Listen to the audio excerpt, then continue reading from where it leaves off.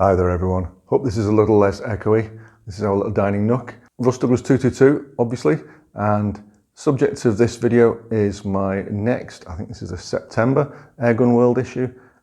This will be my first of my 3 videos. I'll pop some thumbnails up. You've hopefully already seen my daytime comparison between the Zulus ZHD312R and the newer ZHD312R. And another thumbnail, there's the nighttime comparison, which I recorded using both LED IR and VCSEL IR on the 520. Well, this video, I'm going to hopefully guide you through setting up the 312. Those of you who are not already aware and haven't watched my previous video on setting up the 520, I do have quite a bit of information out there for you. Oh, speaking of information, I'll put a link down below. This review, as always, this magazine review and this video will be accompanied by a Flickr album. So there's loads and loads of photos in the Flickr album, and I try and put information in the comments or in the description underneath each photo, including links to where I got kit, etc, etc. So what's new about the Arken Zulus 312R? For starters, around about the time you're reading the magazine article that this video accompanies, Arken Optics, which is an established glass scope manufacturer, will be rebranding one wing of their operation to DNT, Day and Night Technologies. Basically, this is for the Zulus, which will remain the Zulus, and the Thermite scopes. So, which, hopefully the release of that is just over a month away. I've got a couple of videos out already on the Thermite TNC225R prototype, well, pre-production prototype, a bit rough around the edges. They're refining that as we speak and getting it ready for worldwide release. So what's new on the Zulus ZHD312R? Zulus HD 3-12 mag are for laser rangefinder. That's where the name comes in. The Zulus is already a very attractive scope. We have 3-12 mag. Here's the IR illuminator, and it says 850 nanometers. This portion unscrews, and you can currently swap between LED 850, LED 940, which is more covert, and the stronger VCSEL 850 and VCSEL 940. At some point fairly soon, Arken are going to withdraw the LED versions. Following up on customer feedback, more customers want the brighter VCSEL IR sources, and you can still turn them down within the menu. And remember, if you've got a Zulus 312R, which is designed for LED IR, you go into the menu and you swap from IRL to IRV, and it just reconfigures the voltage for the VCSEL pill. And the head here still screws in or out to widen or focus the beam. I've got the Arken Optics objective focus throw lever on here, which you can see here adjusting, and it is slightly focus fussy. I've got the sprung eye cut back at the moment, and you can click it right back flush, although if you do that, the throw lever won't go all the way clockwise. Controls are the same as the Zulus ZHD520R, and the big subtle button here still fires off the LRF. And while I'm at it, looking at the right hand side, you've got the cap which unscrews to reveal the slot for the micro SD memory card, 32 gig up to 128 gig. You've got a 25mm long 2-slot Picatinny rail for accessories, and I've already been testing this with both external LED and VCSEL torches. We've got the firmly rotating diopter eyepiece. I've got the corrugated rubber eye cup off at the moment. I prefer to shoot with my eyebrow just touching the top here. You've got the small zoom wheel here, and you can feel the graduations as you go up and down through the zoom. Up front, I've got the EagleVisionCam Poseidon moderator, and I've got a rather natty personalised bottle shroud courtesy of Karen, and I'll put a link down below to her eBay page where you can get these personalised for only 12 or 15 quid. Bit of a deal, that. So for all those of you who are unaware how to set up a Zulu scope, the ballistic calculator functions via an app on your phone. There's two apps. The Arken Optics app allows you to check your firmware on your scope is up to date and easily, quickly update it if it isn't. And a tip is always to write down your X and Y windage and elevation adjustments if you've already got a 0 set before you update the scope. I should mention I'll also put a link down below to the rather large thread on the Airgun forums for the two Zulus scopes. There's a shorter one I started for the ZHD312R, but there's a longer existing one for the ZHD520R. And the main thing I'll put a link to as well is Bruce's comprehensive 9-page PDF, which guides you through everything you need to set this scope up. Any ballistic calculator needs a few primary things. If you so wish, the Arken Ballistics app is what allows you to upload a ballistic table to your scope to suit whatever pellet, power level and rifle scope combo you're using at any one time. Let's just give you some details of how to set this up. There are a few items in the app that you might get a bit caught up looking for that you don't actually need. So the 5 parameters you need are muzzle velocity, your pellet weight, and this can be grains or grams. The app lets you use imperial or metric. Pellet length I don't think is so important, so we'll not count that, but I put that in. The pellet ballistic coefficient, and I'll put a link down below to my post on the Airgun forum, which also correspondingly links to a great thread on the Hard Air website from the States, which links reams of ballistic coefficients. So pellet caliber, pellet weight, pellet ballistic coefficient, muzzle velocity. Now, whether you use R2A, the Nate Crony, which you saw me review recently on one of my videos and in the magazine, either way, whichever one you trust, don't use a muzzle velocity out of a magazine or in the literature for your rifle of your choice. Even if you have to borrow a Crony or use a club Crony, measure it yourself and use that. And the last primary factor is the offset from the center line of the bore of the barrel to the center line of the objective lens. I've just measured mine here. All I've done is measure the diameter of the objective lens and halved it, the diameter of the barrel shroud and halved that, and then in one go with my vernier calipers I've measured from the top of the barrel shroud to the underside of the objective lens hood in this case. So half that diameter, plus the distance between them, add it together, that'll give you a figure. I'm expecting it to be in the low 70s millimeters. And then once you have that figure, do a gross check. So either with a plastic ruler or a tape measure, do a gross check to make sure you've not made a blunder in your sums. Okay? What you don't need is atmospheric data like the pressure, temperature. That doesn't come into using this ballistic calculator, especially not for airgun use.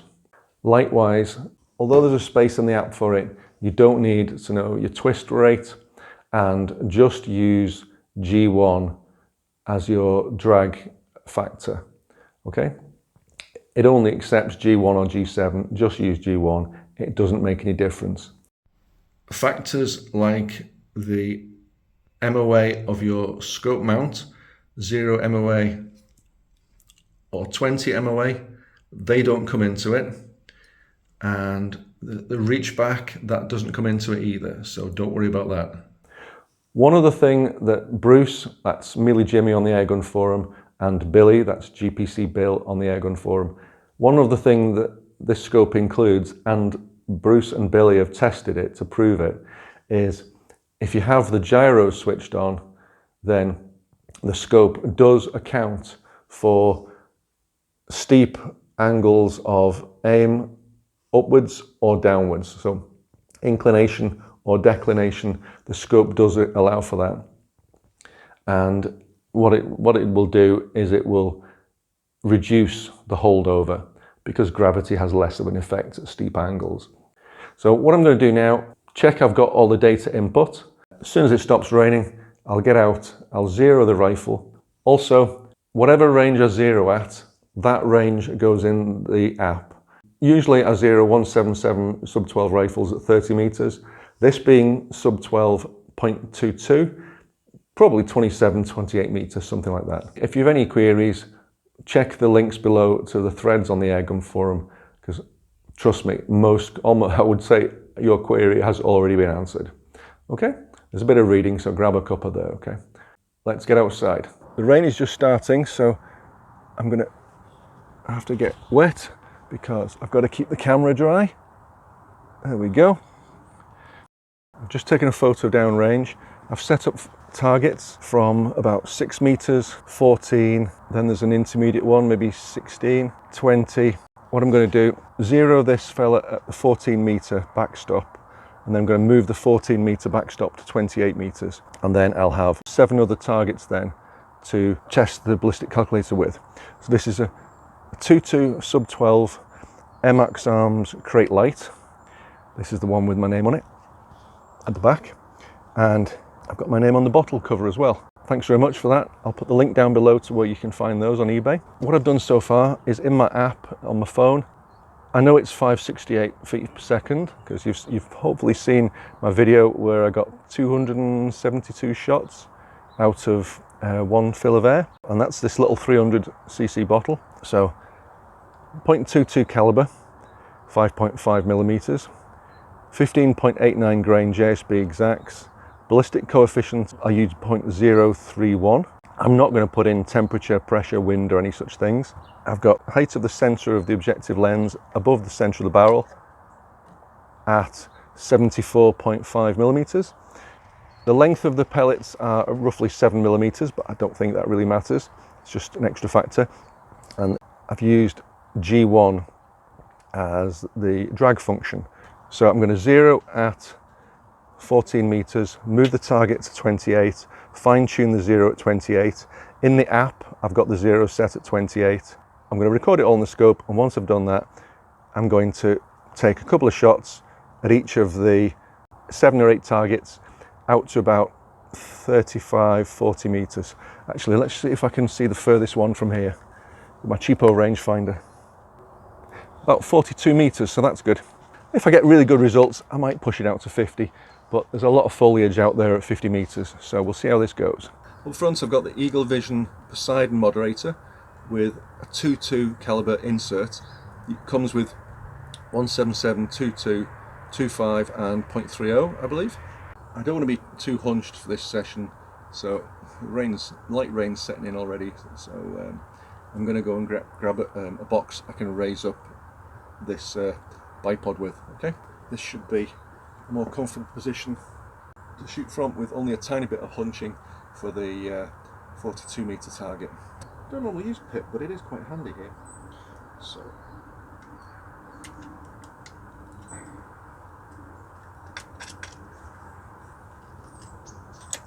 I haven't used this rifle for a few weeks, so I've just fired off half a dozen blank shots, and there's over 200 bar in the cylinder.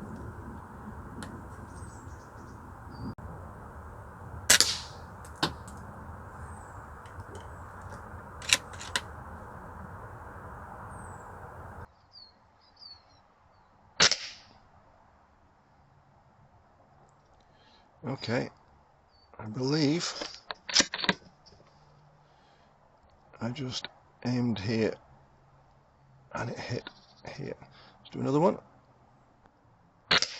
Yes. Okay, so 2 shots, pellets striking 2 or 3 inches high and 2 inches right. So I'll just adjust that to stop recording, unfortunately. Okay, so X 62 and Y 52.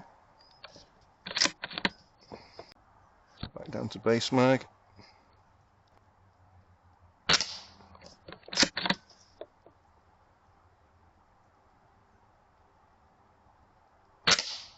Yeah, 2 pellets in the same hole.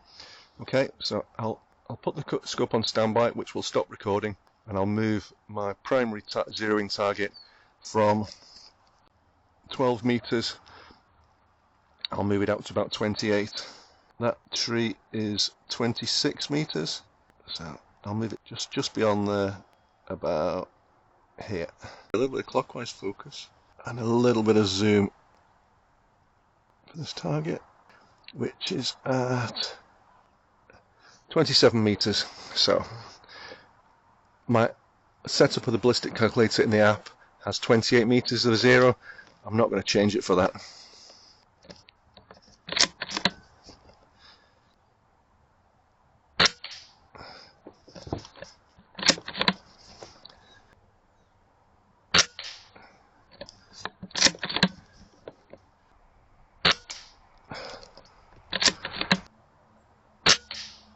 Yep, 4 pellets in a row, and 2 of those are in the same hole in the center. So I'll stop recording and fine tune the zero. I've set X to 62 and Y to 67. Let's do a check.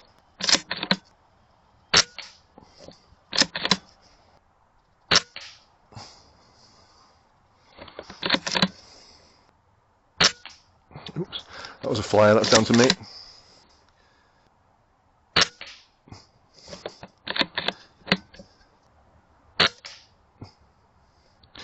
There's a couple of pellets slightly left of centre. Overall, I'm going to leave the X where it is. Okay, so close target. LRFs tells me that's 6 meters, which is close to the minimum at 5 meters, so that'll do. I've got a green aim point.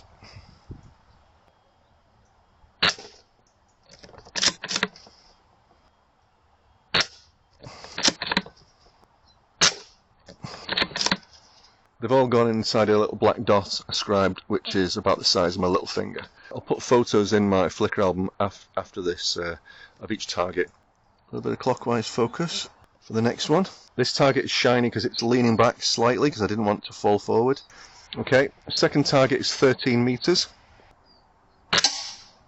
Oh. Pellet left side of the bull and the flipping target fell over. Recording resumes. That's the function I requested from Arken Optics. Thanks to Ryan and the team. Auto resume on startup. 2 things I requested.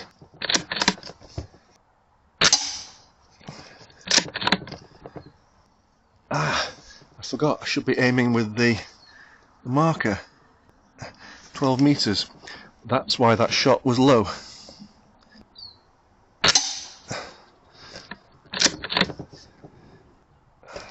Actually, I'll change the colour of the reticle so it stands out. Yeah, a few millimeters below the bull. A little bit of clockwise focus. 16 meters, and it's showing the aim point, which is red now, against a black reticle, showing that coincident with the reticle.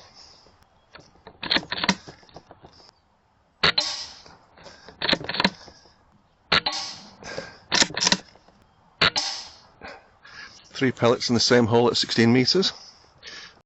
Okay, so we've done 6 meters, 12 meters, 16 meters.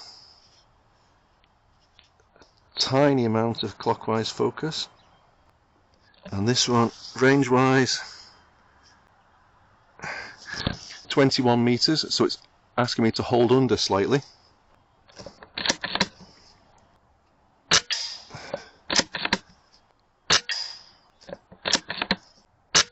That's a fairly tight little group, just below and a tiny bit left of the bull. Yep, we know our zero range is 27 meters, so that's what this is. And this time I'm going to change the reticle to white. Tiny amount of focus adjustment.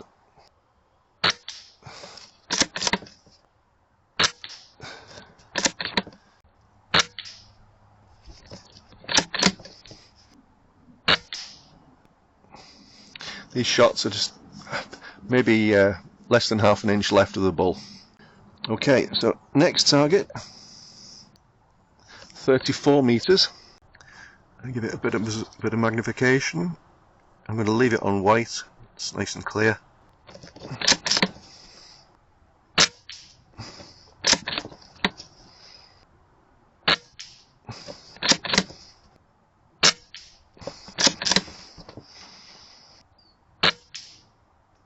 it looks to be just left of centre. There's a small hole. I couldn't see where the first 3 shots went, and the last shot opened up the hole slightly just left of the bull. Ranging now 42 metres, a little bit more holdover here.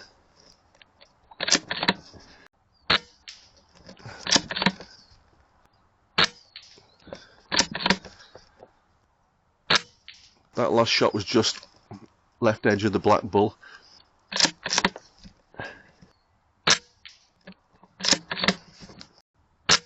Yeah, I think I've got a group on the left edge of the bull, and I think I've got 2 shots slightly higher and left. That's at maximum 12 mag. Yeah, I've got a few stray shots there. So what I'm going to do now is I'm going to come back to my 27 meter zero and do a few more zero check shots.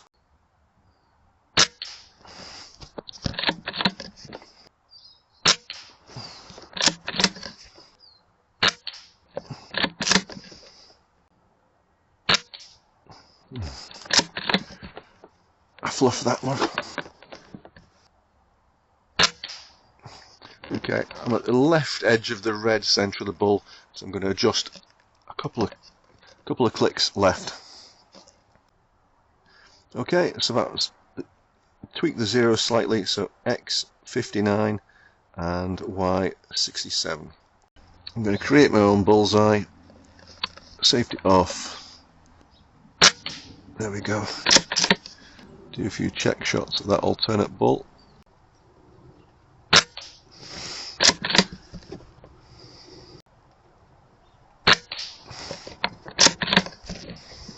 I was pretty happy with the way the ballistic calculator test worked out regarding it getting the holdover right.